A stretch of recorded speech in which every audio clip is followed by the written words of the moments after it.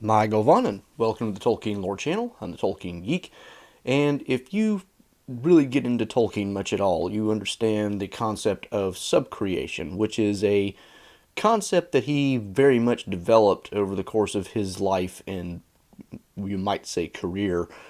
And it basically is the idea, if you're not familiar with it, that humans, as kind of created in the image of God, who is himself a creator, are kind of made to subcreate. They have the creative desire to create things of their own, and sometimes that means like entire worlds, like Tolkien did, or it could just mean pieces of art, it could be whatever it is, but his whole thesis is that creative urge is a very natural thing to do, and he wrote a poem about this called Mythopoeia. You can find that online pretty easily, I think.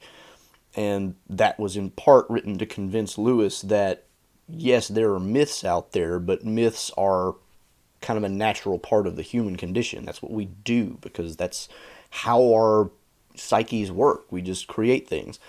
He also touched on this topic in his essay slash lecture on fairy stories. I've done a video on that before myself. And this plays out a lot in his own fiction, which I've also done a video on. I'll try to remember to link to both of those videos. And the subcreation, as it plays out in his own video, is very much connected to Melkor's desire to create things of his own, which leads to his envy and his desire to then destroy things that others have created. It leads to Aule's semi-fallen redemption when it comes to the making of the dwarves. It leads to Feanor's creation of the Silmarils, which then lead to his fall. There's a lot of subcreative things that go on in Tolkien's fiction, but there's another aspect of this that is not really as obvious, and it's probably because in some ways it's higher than subcreation. It's actually kind of creation itself, at least from the point of view of Tolkien, and that is children. And the reason I say this kind of just occurred to me over the last week, and I started thinking about it, and I realized whereas it's not really explicit anywhere in any of his writings, there are so many little things that kind of point in this direction that I can't really ignore it as a topic that kind of deserves a little bit of discussion. And what this kind of comes back to is the fact that Tolkien was a Catholic. And Catholics have this idea, and it's not purely a Catholic idea, but they tend to focus on it more than anybody else, that having children is a participation in the creative act with God, because it is the only way in which humans can literally bring new life into the world, which is the thing that God does. That's kind of like God's highest creative act was creating man in his own image. Whenever a man and a woman get together and they love each other very much, they have children. And when they have children, they have also brought man or woman into the world. They are also in God's own image. And so in that process, humans create things through the participation of in God's own creation through the gifts that God has given them, namely, the sexual act. It's something that God created, which we then participate in, which leads to the creation of further human beings. Now, this seems like it might be not very connected to anything Tolkien wrote, but if you really dig deep into a lot of the writings that aren't, of the major books like The Lord of the Rings, The Silmarillion, and that kind of thing, you get these little hints strewn about everywhere. And some of them are even in things like The Silmarillion. So, for example, early on, you have this idea that the orcs were actually just made by Melkor as kind of out of mud and slime, which is kind of the impression you get that Saruman does in the Lord of the Rings movies by Peter Jackson.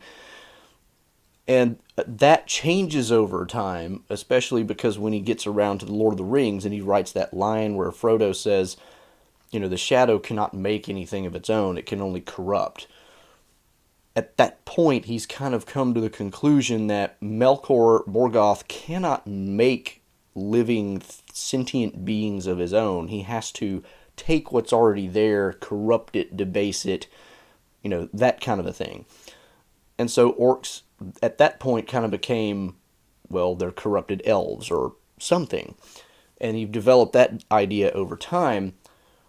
And in the same kind of process, that's when he gets into Aule making the dwarves. At first, it's unclear in his early writings where the dwarves came from. It's like, are they from Morgoth, or are they just kind of this weird thing of their own?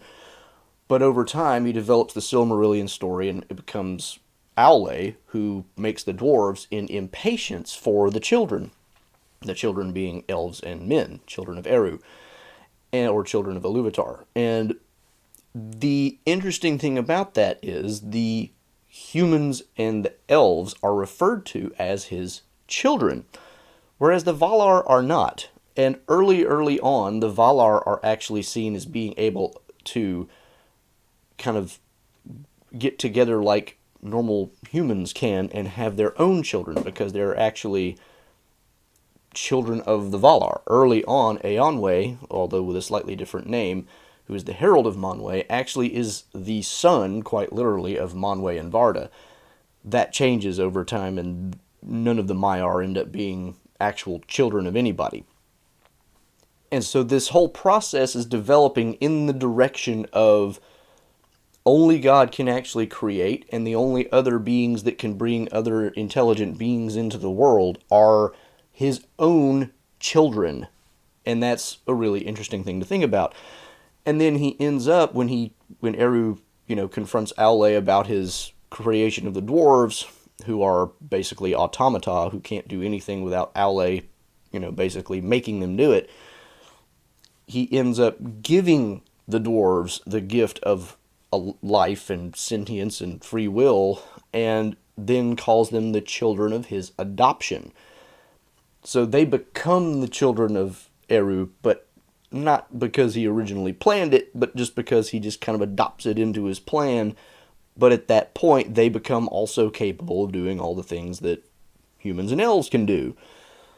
Now, this is vague and ambiguous, and it doesn't really point to anything super specific, but connecting it to that idea of, that very strong emphasis that Catholics have, that creation is something that humans can actually participate in. It seems like this is kind of a subconscious theme flowing through everything that Tolkien does, and it's playing out. But it gets even more specific when you start really digging into some of the sidelines of what he wrote and some of the more minor stuff. You start reading into the nature of Middle-earth or the Unfinished Tales, where he talks in depth about Elven and Númenórean culture, especially in the nature of Middle-earth, and in Unfinished Tales when they're talking about Númenor, and in other places where he talks about the Elven culture. Some of those writings are in the later History of Middle-earth books.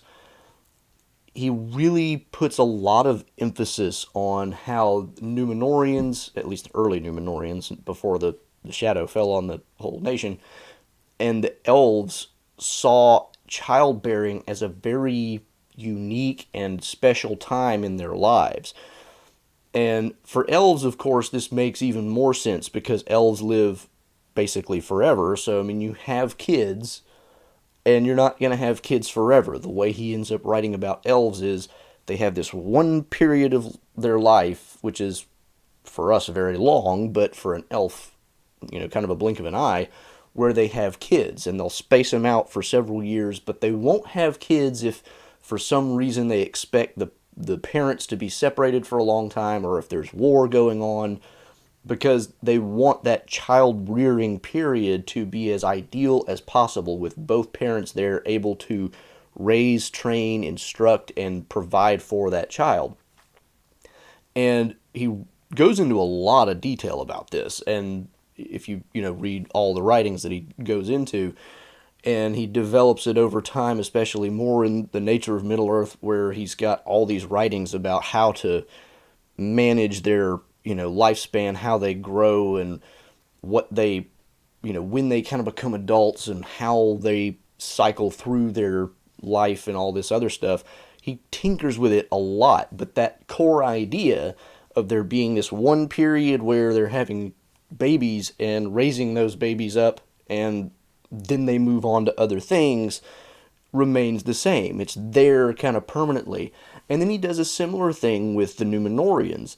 He talks about the life of the Numenorians and how their culture also puts a lot of emphasis on the childbearing years as something special. And this comes up in the story of Aldarion and Erendis, where it makes a big deal of the fact that Aldarion leaves Erendis after they've had their daughter Ankalime, and how that's really kind of unusual. And Erendis makes a fuss about this as well, kind of justifiably so, saying, my years are shorter than yours. I am running out of time. If you want, more kids, you better get back here. And Aldarion says, I'll be back in 2 years. Well, it ended up being like 9. Not entirely of his own fault, but the main point being here, Aldarion is kind of breaking with Numenorian custom and tradition in not sticking around and having, all the babies and then moving on and doing other things. The Numenorians kind of end up being mini elves, and even Erendis will point this out. Erendis doesn't say a whole lot per se in the story. Some of it we get like through a narrator telling us what she taught her daughter Ankalime, but one of the things that she does say is the men of Numenor are kind of like the elves, they want to be like the elves, and therefore they go off and they do all these other things. But it's also kind of true that Numenorian men as a whole are imitating elves in this other way, because they had that custom of, we have babies and then we raise them up and then we can focus on other things. And so there's this really heavy emphasis, if you start looking into the way that Tolkien described the cultures of what in a sense were his really primary examples of the good culture, of we really put this emphasis on having babies, raising them up, and making sure that that period of life is as ideal as it can possibly be. Now, again, there's nothing here that's just explicitly pointing towards the idea of humans having babies as a participation in the creative act with God, the ultimate creator. But the fact that they take this period of life so seriously, and the fact that you have this whole backdrop of Aule and the dwarves and humans and elves being the children of Eru, and this whole progression of his thought in the way that, the idea that sentient life only comes about really from Eru ultimately, you can't help but think that, at least at a subconscious level, some of this was in the back of Tolkien's mind as he was writing out these concepts and developing them over time, because he changes from the very, very, not terribly Christian, but still kind of Christian adjacent myth writing that he was doing in the early Silmarillion stories, in the Book of Lost Tales stuff, where Melkor was creating seemingly, independent sentient wills in the orcs, and then the dwarves are just who knows what they are, but they're not good guys, and they're not really allied with Melkor necessarily, but they're kind of bad guys. And it develops from that really old mythic type of thing where you could have, various gods doing their own things, creating various forms of life, which are all kind of equivalent, and develops much more into the Christian adjacent stories that we, know in their final form. And then he continued to even develop them more after that. And part of that is as a result of his own attempt later in life to bring these concepts and his stories more in line with his own theology and also more in line with the science of his day. He kind of abandons the idea of a world made round that was originally flat and starts putting it more in terms of it was always round. The sun and the moon are no longer created from the light of, the last flowers of the two trees. They were actually already there. There's these ideas that he continues to develop and refine, and he changes his entire mythological structure in some ways to try to make it more like what our real world has been like in its history, and also more like what his own theology teaches. And in some ways you could say that some of that makes the stories less beautiful, like taking the trees and disconnecting them from the sun and the moon, the idea that it was a flat world, taking that out of it so that it's not made round whenever Numenor sinks. Some of these, even Christopher Tolkien would argue, kind of lessen the real mythological and poetic impact of the stories in some ways. The other elements, though, that I'm talking about here of the creation, subcreation, and all that kind of thing, that's a very different feel. It doesn't necessarily make the stories less powerful or less interesting. In some ways, it actually makes it more interesting because it makes the subcreation versus participation in creation a really interesting theme to kind of follow through. Because humans and elves have the ability to participate in creation itself, in some ways, they are actually greater than the Valar and Maiar.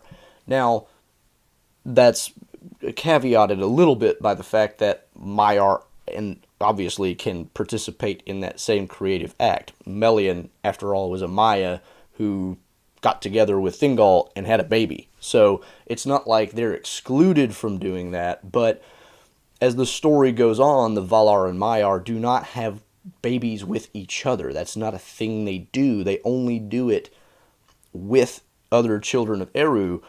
And as a result, we can see that in some special way, the humans and elves, and by adoption the dwarves, are a very unique element of Eru Ilúvatar's plan. And that was always kind of the case, but it becomes a more prominent feature when you make them participants in his own creation, and then you even carry that through, and this doesn't tie into the theme as much, but it affects how we look at, the last music that is kind of prophesied to be played at the end of the world, where all humans, elves, dwarves, everybody will kind of participate in a recreation of Arda renewed, which is not going to be Arda marred, and they will all really truly participate in the creative act all over again in creating the world as it should have been.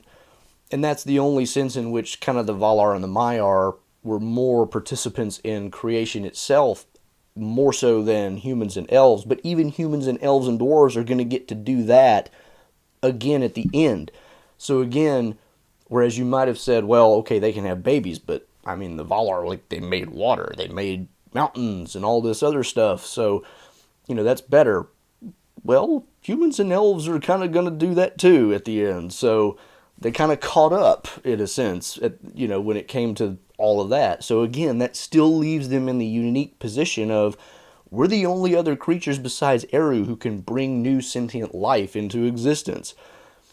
And the fact that, again, Eru, when you look back at the music, he brings, the children into the music as his own theme, completely separate from what any of the other Valar or Maiar are doing, the Ainur, we could just say, completely separate from what any of them are doing in the music. He just brings them into the theme, and nobody really understands it.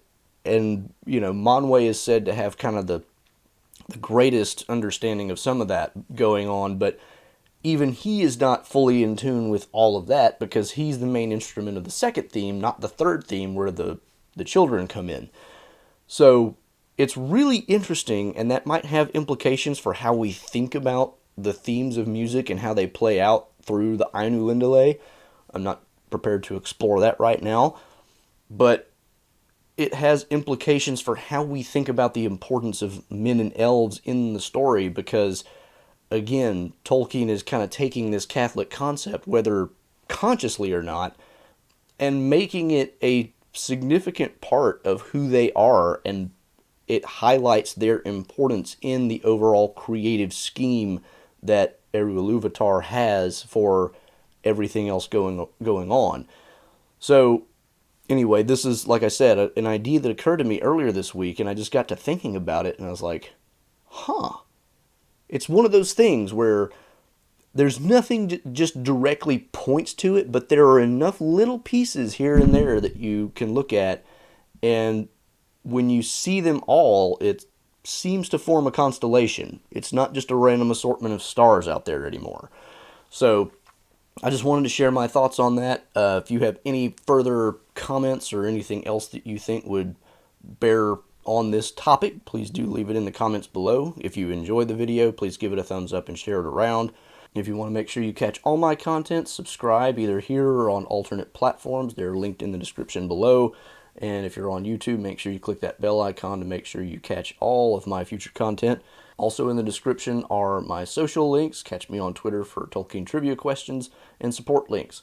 And until the next time, I'm the Tolkien Geek, signing out for the Tolkien Lore Channel. Namarie.